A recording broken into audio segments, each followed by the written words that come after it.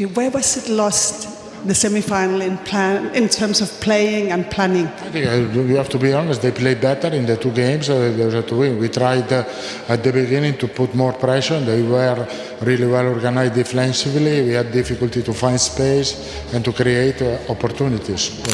Carlo Ancelotti is one of the most successful managers in football history. He's won it all: the Champions League 5 times, league titles in 5 different countries, and countless cups. And now, he's leaving Real Madrid. It's the end of an era. That's not a rumor anymore. It's not a headline meant to sell papers or grab clicks. Carlo Ancelotti is expected to leave Real Madrid after the Copa del Rey final on April 26th. That's just around the corner. One final showdown in Seville against Barcelona, and then the curtain closes on a legendary chapter. But why? This isn't just about age or retirement.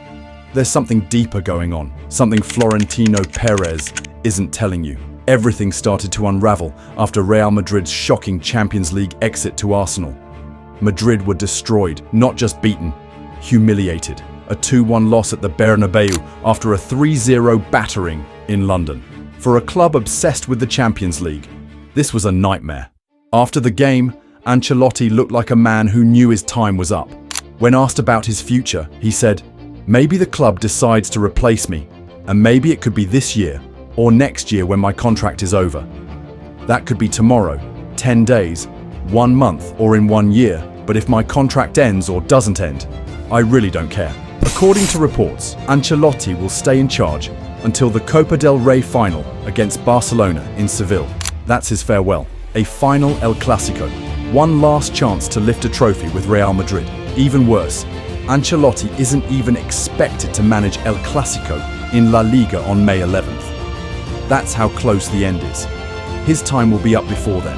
Ancelotti has accepted the Brazil national team job. But why now? Why would he leave a club like Real Madrid? Especially when he's still winning and still in control of one of the best squads in Europe. The answer?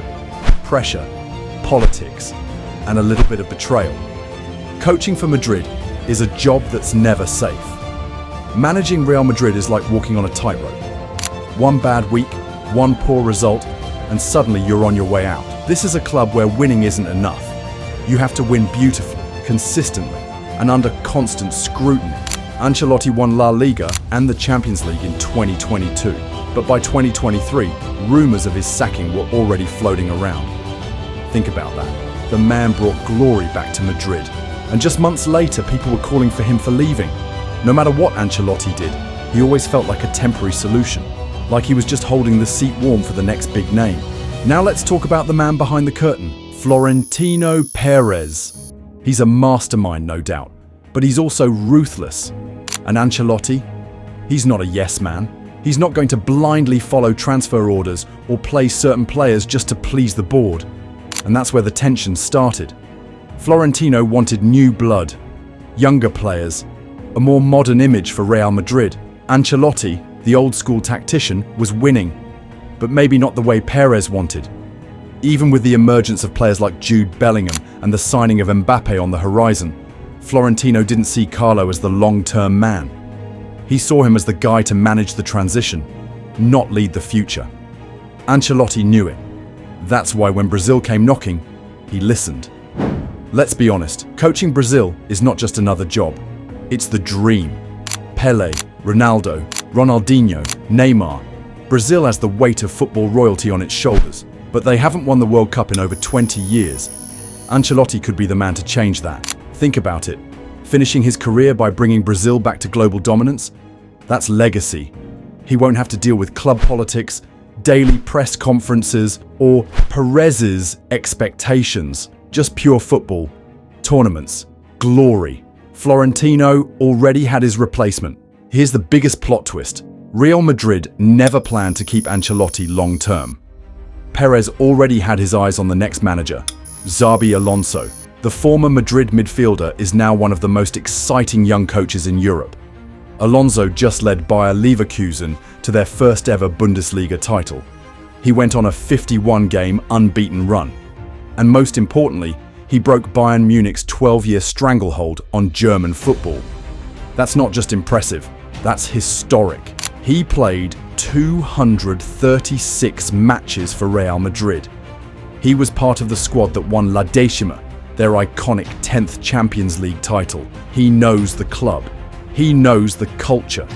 He's a fan favourite. But there's a catch. He just extended his contract with Leverkusen. Getting him won't be easy. But when Real Madrid calls, sometimes you just can't say no. It's no coincidence that Alonso's rise perfectly overlaps with Ancelotti's final season. Real Madrid is preparing for a new era. A younger coach, younger squad, and a more modern style. Zidane is one of the greatest managers in Real Madrid history. He won 3 straight Champions League titles from 2016 to 2018. No one has done that before. Not Guardiola, not Ferguson, not even Ancelotti. Zidane hasn't taken another coaching job since he left in 2021. Many expect him to take over France after Deschamps steps down following the 2026 World Cup. But what if Madrid calls now? A third stint isn't out of the question. And Florentino Perez loves a safe bet. Zidane is exactly that. Jurgen Klopp. Now this would be wild. Klopp left Liverpool after the 2024 season, stepping away after 9 incredible years. He gave Liverpool their first Premier League title and their 6th Champions League crown. But here's the thing, Klopp didn't retire. He just took a break. He became the head of global soccer at Red Bull, but he's still technically available. And with rumours swirling that Trent Alexander-Arnold could join Real Madrid this summer, don't rule out a Klopp reunion at the Bernabéu. Would he come? Maybe not immediately, but if Real throws the right offer at him, even Klopp might reconsider.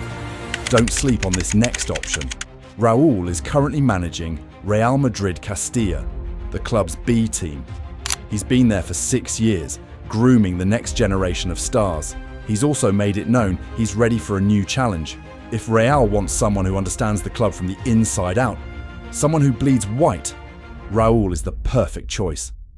And don't forget, last time Castilla's coach got promoted to the first team, it was Zinedine Zidane. And we all know what happened next. So, what's next for Madrid? Ancelotti is heading to Brazil. But what happens to Madrid? Xabi Alonso is the favourite. But don't rule out someone like Raúl or even Zidane returning again. One thing's for sure, whoever replaces Carlo will have a near impossible task. Win right away or get out. Because at Real Madrid, legacy means nothing if you don't deliver now. Ancelotti's legacy is close to untouchable. Whether you're a Madridista or not, you have to respect what Ancelotti did. He managed the biggest egos in the world and made them play. He brought peace, success, and unity. He's not leaving because he failed. He's leaving because he already won. The truth is, Carlo Ancelotti was never just a manager. He was the glue that held this new Real Madrid together. If you think Ancelotti deserved more respect from Madrid, drop a comment below. Don't forget to like and subscribe for more football truths they don't want you to know.